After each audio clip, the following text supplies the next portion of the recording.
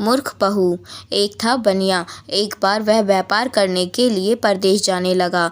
जाते जाते अपनी बहू को बुलाकर उसने कहा, मैं परदेश जा रहा हूँ, तुम अच्छी तरह रहना, बच्चों को भी संभालना और अपनी सास की सेवा भी करना, बच्चों की तरह देखभाल करना। याद रखना, माँ से कोई काम मत करवाना। बहू ने बोला, ठीक है, मैं आपकी बात समझ गई, मैं वैसा ही करूँगी जैसा आपने बोला है, आप आराम से जाइए। बहू ने बात को ध्यान में रखी। बनिया तो चला गया। बहू ने दूसरे ही दिन माँ जी से कह दिया, माँ जी, आपके बेटे ने मुझसे कहा है कि मैं माँ को अपने बच्चों की तरह संभालना और उनको कोई भी काम मत करने देना। अब आप घर का कोई काम मत कीजिए, आप तो इन बच्चों के साथ खेलिए, खाइए और मौज करिए। माँ जी गहरे सोच में पड़ गई। फिर बोली, बहू ठीक है, अब मैं ऐसा ही करूँगी। कुछ दिनों के बाद बहू ने अपनी बेटी के कान छिदवाए। उस समय बहू को अपने पति की बात याद आ गई कि माँ को बच्चों की तरह संभालना है, इसलिए बहू ने माँ जी के कान छिदवाने की बात सोची। उसने माँ जी से कहा, माँ जी चलिए, आपके कान छिदवाने हैं। सुनकर माँ जी घबरा उठी। उन्होंने बहू से कहा, बहू, मुझे अपने कान नहीं छिदवाने हैं, क्या अब मैं अपने इन बुढ़ापे में कान छिदवाऊंगी? बहू बोली, जी नहीं माँ जी, आपको तो यह करना ही होगा। मैं चाहती हूँ कि आपका बेटा मुझे कुछ कहे, इसलिए आपको मैं अच्छी से देखभाल करूँगी। मेरी दोनों आंखें बराबर हैं, जैसी लड़की है वैसे आप भी हैं। माँ जी मन ही मन समझ गई और सुनार के पास बैठकर उन्होंने अपने कान छिदवा लिए। सुनार ने कान छेदे और कान में धागा भी डाला। बहू जिस तरह रोज़ रोज़ लड़की के कान में तेल लगाती थी, उसी तरह माँ जी के कान में भी तेल लगाती रही। थोड़े दिनों बाद बहू ने अपनी बेटी के लिए बाली बनवाई तो उसे अपने पति की बात याद आ गई। उसने माँ जी के लिए भी बाली बनवाई और कहा, आइए आपको यह बाली पहना दूँ।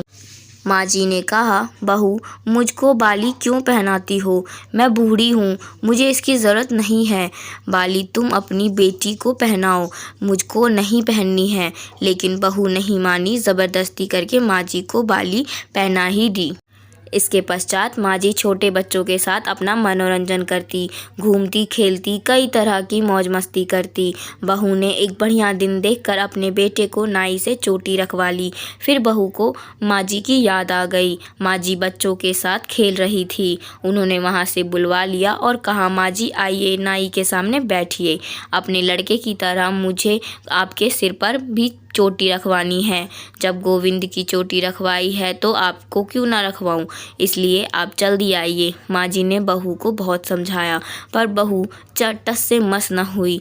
आखिर माँ जी नाई के सामने बैठी और उन्होंने अपने सिर पर चोटी रखवाई। बहू ने गोविंद को और माँ जी को जो बोला वही किया उसके साथ। बाद में बहू रोज़ माँ जी की चोटी में तेल डालती, चोटी गुथती और सर पर ओढ़नी डालकर माँ जी को बच्चों के साथ खेलने के लिए भेजती। जब खाने का समय होता तो बहू उनको आवाज़ देकर बुलाती। ऐसे ही रोज़ का हाल था। जब बेटा घर वापस आया तो सबसे पहले उसने बहू से माँ के बारे में पूछा, माँ की कैसी है और कहाँ है, मुझे उनसे आशीर्वाद लेना है। बहू ने बताया, माँ जी तो बच्चों के साथ खेल रही है, यहीं कहीं होंगी, आ जाएंगी। बेटे ने पूछा, क्या कहते हो, माँ गली में खेलने गई है? गली में तो बच्चे खेलते हैं, क्या बुद्धि माँ कहीं खेलने जाती है? बहू ने कहा, मैं तो माँ को खेलने भेजती हूँ, आपने कहा नहीं था कि माँ को बच्चों की तरह रखना। मैंने तो लड़की की तरह ही माँ के भी कान छिदवाए और कानों में बालियाँ पहनाई, और जब लड़के की चोटी रखवाई तो मैंने माँ की भी चोटी रखवा ली थी। जब मैं सबको खेलने भेजती हूँ तो माँ को क्यों ना भेजूँ? मुझको सबके साथ साथ एक सा व्यवहार करना चाहिए। पति समझ गया उसकी मूर्ख स्त्री की अकल का दिवाला निकल गया है।